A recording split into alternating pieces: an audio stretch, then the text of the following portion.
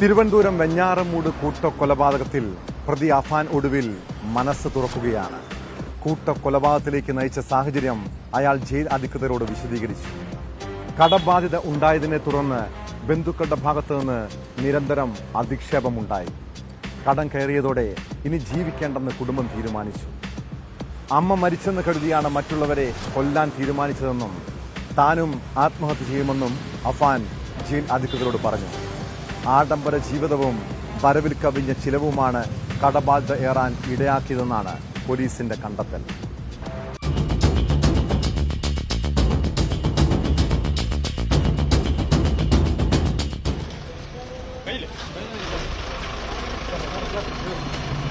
കുറ്റബോധമുണ്ടോ?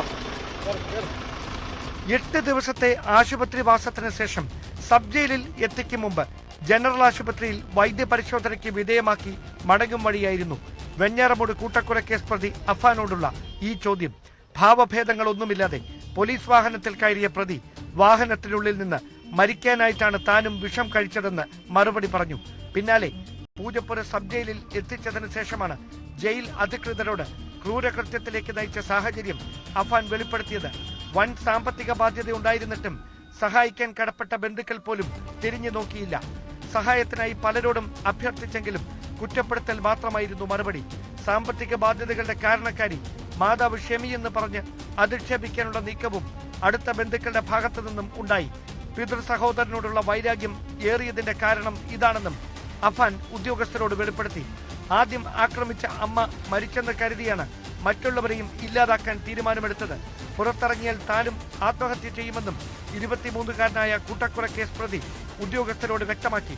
അഫാന്റെ വിശദമായ ചോദ്യം ചെയ്യലിനും സംഭവ സ്ഥലത്തെത്തിച്ചുള്ള തെളിവെടുപ്പിനും വേണ്ടി പോലീസ് അടുത്ത ദിവസം നെടുമങ്ങാട് കോടതിയിൽ കസ്റ്റഡി അപേക്ഷ സമർപ്പിക്കും. വരുന്ന തിങ്കളാഴ്ച പ്രതിയെ കസ്റ്റഡിയിൽ വാങ്ങി ചോദ്യം ചെയ്യാനാണ് പോലീസ് നീക്കം.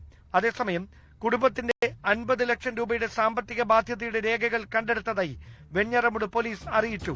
വരവിൽ കവിഞ്ഞ ചെലവാണ് ബാധ്യതയേറാൻ ഇടയാക്കിയതെന്നാണ് പോലീസിന്റെ കണ്ടെത്തൽ.